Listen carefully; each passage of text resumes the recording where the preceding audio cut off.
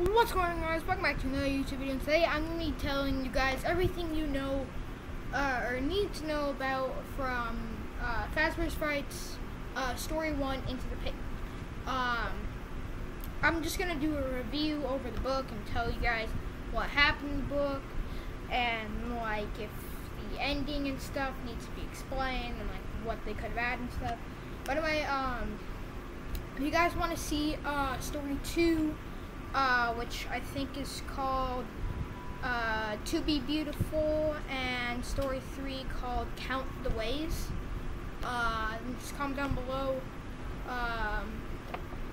part 2, and then after I do part 2, comment down part 3. And once when I get fetch, I'll do part 4, then 5, then 6, and then 1:35 a.m. part 7, 8, and 9, and then Step Closer 10, 11, 12. They only have 12 stories. But anyway, guys, let's hop into this. So, Into the Pit. The ending could have been a little bit more explained, I guess you could say. They really needed to add a bunch, like, the ending was okay, but not that great.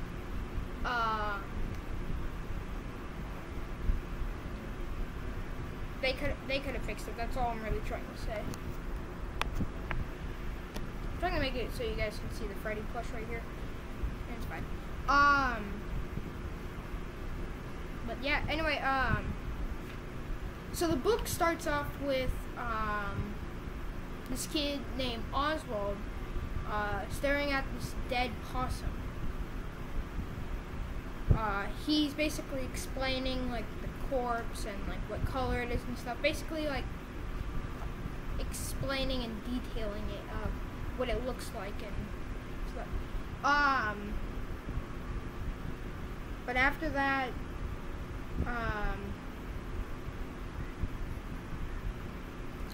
basically, since his friend moved away, I think it was last summer. I haven't read this story in a long time, so I'm just trying to go off from my mind, because I can think back when I was like 2 of what I've done. Anyway, but yeah, his friend, I think his friend's name was Ben, and he left last summer, and now he's sad because he hasn't talked to his friend in like months and stuff, and he's basically saying the town looks deader than the possum because since his friend moved, because now he can't do anything. School's out, so many places have closed down, and yeah. Every day after school,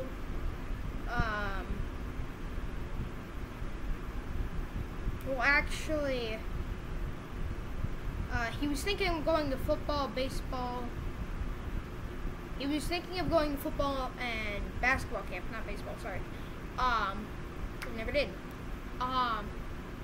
Anyway, every day after school, he went to this pizzeria called Jeff's Pizzeria. An old Freddy Fazbear's Pizzeria location that closed down. No more animatronics, just like a normal pizza place, basically. And in the corner, there's this time-traveling ball pit.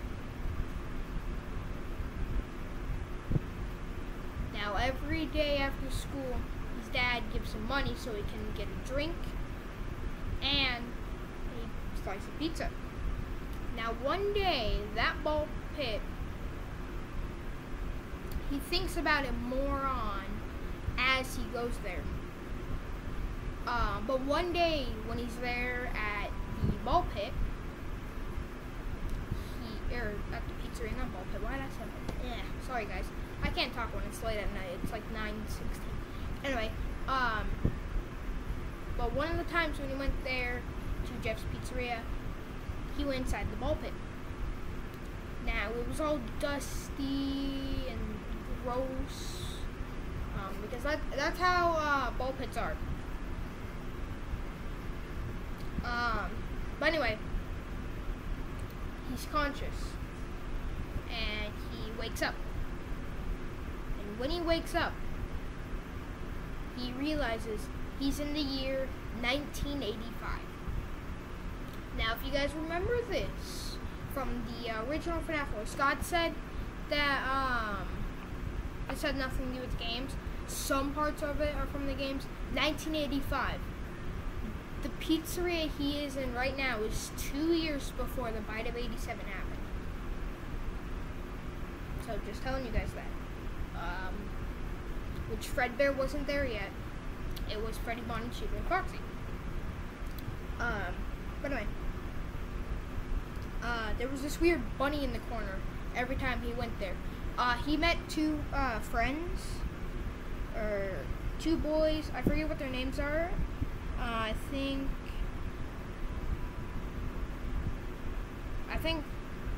one's named Chip and one is named Mike. I think those were two of his new friends from 1985 in the time-traveling ball pit. But every time when he was there, hanging out with his friends, he looked in the corner, and there was this bunny in the corner, smirking. Every time when he went there. Till one day, when he was there, one day when he was there, everyone was running out the pizzeria. He was confused. Mike and Chip ran right past him.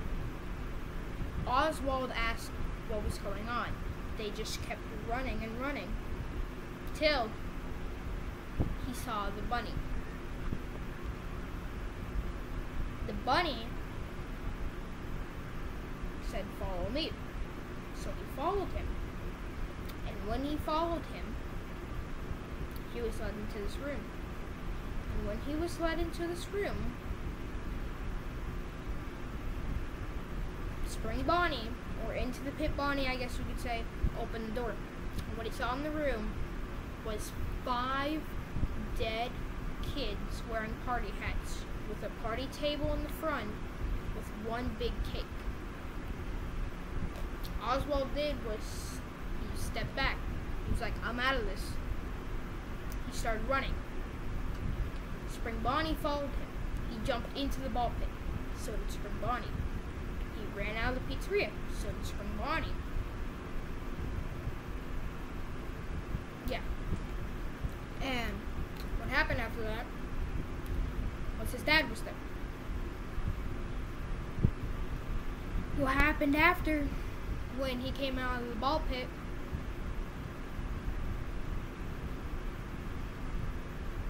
wait. Sorry guys if I'm messing up, like I haven't read the story in a while, so it's kind of hard. No, but I think what happened after he got bit on the arm. Yes. Yeah, he got bit on the arm. Came out of the ball. No, he didn't get bit on the arm. His dad was there. He hugged his dad. His dad said, "Where have you been? I've been looking for you all day." Out of nowhere, Spring Bonnie comes out of the ball pit, grabs his dad, and pulls him in. His dad never comes out of the ball pit. Spring Bonnie, however, does.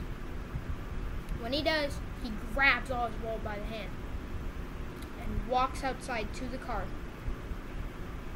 They drive home. The last couple of days, Spring Bonnie is basically his dad. Till one day, he decides to face his fear. He goes back into the ball pit as Spring Bonnie's following him and he doesn't know. And when he follows him, he realizes who he is. He didn't find his dad. Like I said, his dad was in the ball pit. He jumps back into the ball pit, and he feels around in the ball pit. He feels his dad. He pulls his dad out of the ball pit. But then his dad gets pulled back in.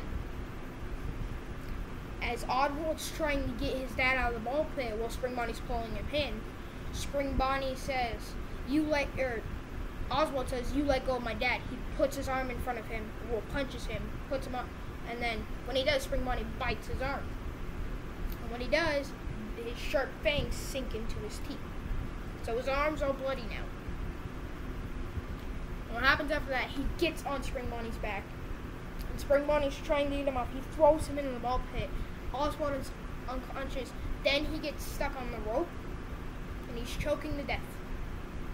And what happens is, Oswald grabs his dad, puts him out of the ball pit. They go home. And I think their mom's home too. And what happened after that, Spring Bonnie died. They walk home. And here's the funny thing at the ending. So if I read the exact quote, it says, oh yeah, Oswald said, smiling, well, you have terrible taste in music, and you like boring ice cream. Together they opened the door into the fresh night air. Behind them, Jeff called, hey kid, you forgot your soda. Specifically, hey kid, you forgot your soda. Was he trying to say, hey kid, you forgot your soda, why didn't you take it home? But here's the other thing in the story when I was reading it back. When the dad got pulled into the ball pit and Spring Bonnie was walking out with Oswald, Jeff just said, have a nice day. He didn't call 911 or anything. He just said, have a nice day. Now, what if Jeff is evil? What if he's working with Spring Bonnie? Like, he doesn't want to hurt anyone. But, like, when he got captured, he was just like, have a nice day. Bye. Walks away. They walk away, and then he's sitting there. And yet, I don't think he realizes that there's a murderous bunny that basically trapped Oswald's dad in a ball pit and walked out with the child. But like I said, the ending could have been a bit more explained. This was a quick review, guys. I didn't want to put any like the small details in. Like Daco, he put some of the small details in and stuff. Then again, I'm not really good with these, so this is like my first time. I don't think you guys will be watching this. I think if you guys do, you're like, bruh, you missed out on so many details. I'm just gonna buy the book and read it myself. 2 days later. Oh. He was right. The ending could have been a bit more explained and I wish it had more like detail. Anyway, guys. That's really all I have to say. My personal, if I had to rate this first story, it's actually my favorite story so far. The character is actually my favorite character out of the whole books. Like, if I had to pick between Into the Pit Bonnie, Circus Baby, Funtime Freddy, Fetch, Plush Trap Chaser, Lonely Freddy, Minarinas, Foxy, which, I just realized something. Scott started doing different characters for the first 2 books. Because there was the Into the Pit Spring Bonnie, and we never saw Spring Bonnie in any of the games, other than FNAF 3 and 4, I think, or was it just 4, or was it just 3? It was one of those games. But it's good that he made a book about Spring Bonnie. Then we went to Circus Baby. Now it's not the normal Circus Baby. This is a human type Circus Baby. And then we went to Funtime Freddy, and this isn't normal Funtime Freddy. This is like a broken down, withered, old, dusty Funtime Freddy. And then you had Fetch, a dog, an animatronic dog that could connect to your phone. Then there was a human, realistic-like Plush Trap Chaser, and a mind-manipulating Freddy. But then now, oh, and then there was Ella from 1:35 a.m. But now, the other 3 stories, which the first story from book 4, Step Closer, and then the other 2 ones from 1:35 a.m., I think they were both like original FNAF characters. But like I said in one of my videos, Scott is basically doing more sister location stories. Room for One More, Circus Baby and Funtime Freddy, Minarinas, Ballora, and Room for One More is Funtime Foxy. And then there's Ennard.